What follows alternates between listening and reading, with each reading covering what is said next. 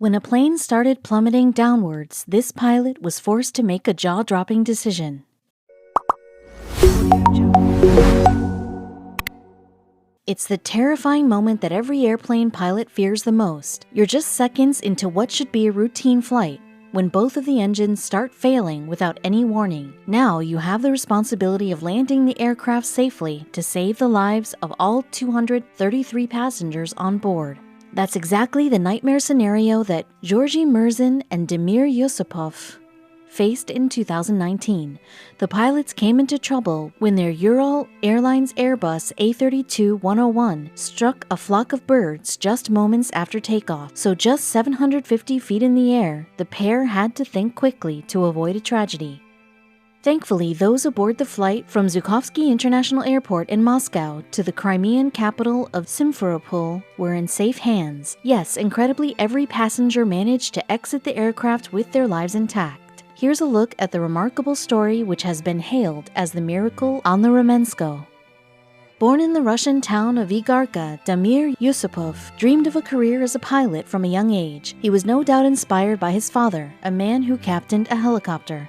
However, his ambitions were put on hold when he failed to pass the required medical examination to attend flight school. Yusupov subsequently embarked on a career in the legal world instead. He reportedly worked for Syzran's regional government until the age of 33, serving as an assistant director for the area's mortgage and housing fund. However, despite his early setback, Yusupov never gave up on his dream of becoming a pilot.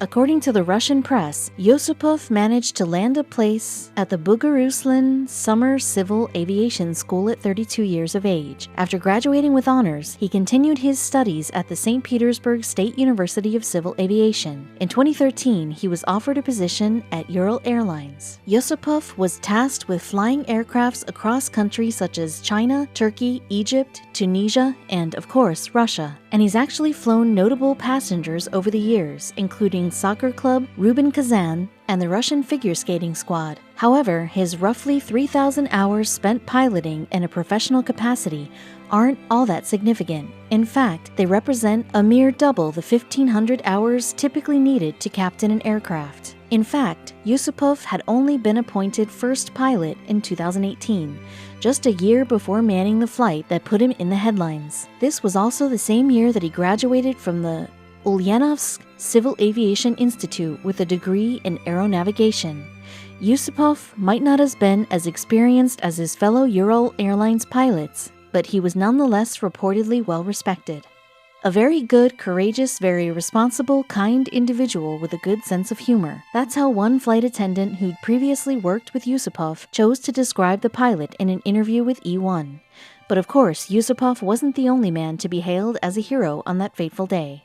Indeed, Yusupov was assisted in the cockpit by 23-year-old Georgy Maruzin. This younger co-pilot had graduated just 2 years earlier from the Bugaruslan Flight School of Civil Aviation, the same school that Yusupov had previously attended. Maruzin had significantly fewer hours experience up in the air by the time of the dramatic flight, supposedly around 600. The eventful news-making day which the two men found themselves a part of was, of course, August 15, 2019. Yusupov and Maruzin were undoubtedly expecting to pilot a routine Ural Airlines flight from Moscow's Zhukovsky Airport to Simferopol.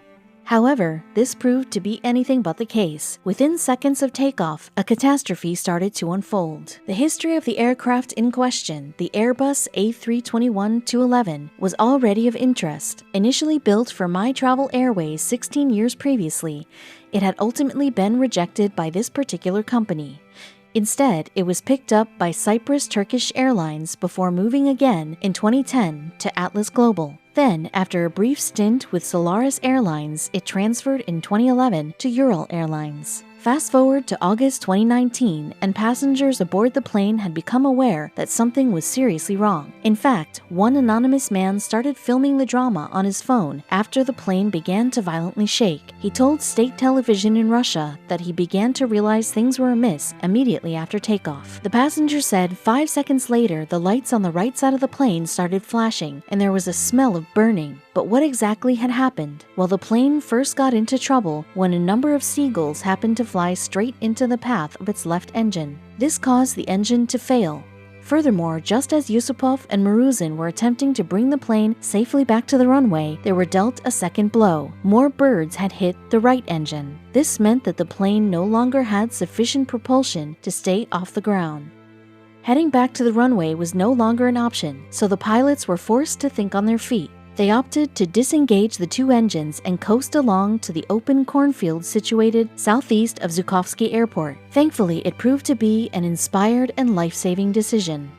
Indeed, the pair somehow managed to land the aircraft in the safest way possible. And luckily, the cabin crew also reacted quickly, guiding each passenger down the emergency slides. Within minutes, the entire aircraft had been evacuated, and remarkably, no one suffered any serious injuries during the terrifyingly makeshift landing. Of course, there were inevitably some less serious injuries. Initial reports, in fact, suggest that 55 people required medical help at the site of the near disaster, although this figure was later modified to 74. But only 6 of these individuals apparently needed to actually be hospitalized for their moderate injuries. Georgy Maruzin, the heroic co-pilot, told a Telegram channel called 112 why Yusupov decided to land the aircraft manually. He said, "After takeoff, birds fell into the engine. The port engine stalled immediately, and then they fell into the other engine too, and its revolutions became uneven. Then the second engine stalled too. There wasn't enough thrust, and our altitude began dropping rapidly." Yusupov's quick thinking was applauded by ex-Navy test pilot and aviation advisor Pete Field. In an interview with Wired magazine, he stated that if the Russian had left the plane's landing gear up, then the wheels may have sunk into the unpaved ground below. This could have then overturned the plane. But Field also acknowledged that the pilots had a fair bit of luck on their side. Indeed, he told Wired that Yusupov and Maruzin were fortunate to have the option of landing on a relatively clear surface with no obstacle ahead. Had any trenches or trees been in their path, the injury list could have looked very different.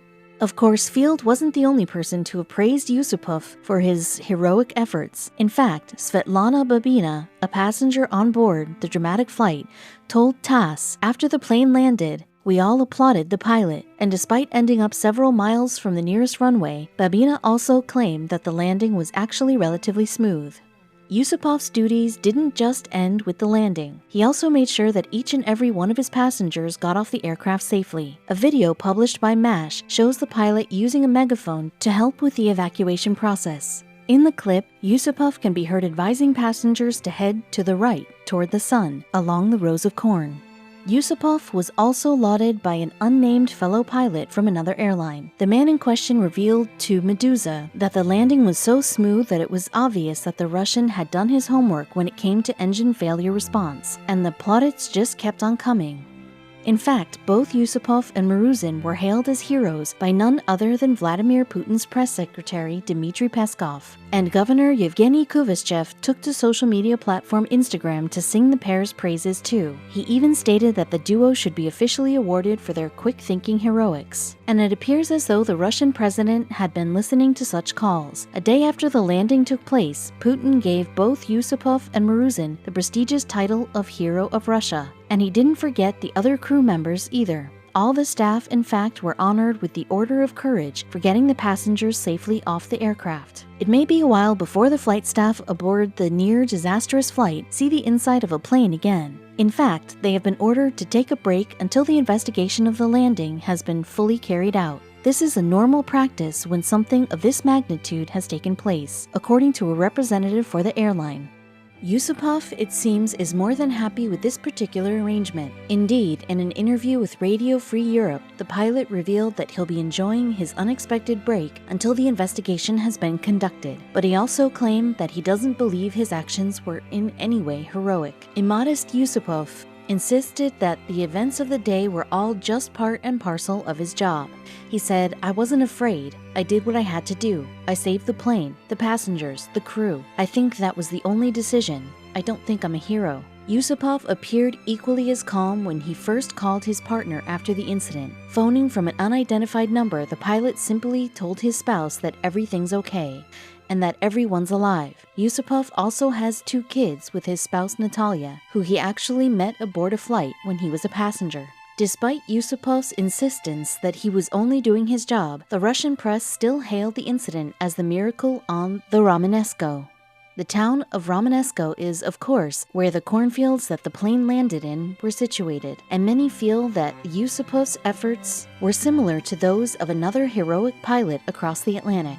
In 2009, an airliner got into difficulty when geese flew into its engines after takeoff from New York's LaGuardia Airport. Chelsea Sully Sullenberger and his co-pilot Jeffrey Skiles were forced to land on the Hudson River following the incident. The so-called Miracle on the Hudson was later adapted into a Hollywood feature film starring Tom Hanks. It appears as though the Miracle on the Romanesco may be heading for the big screen too.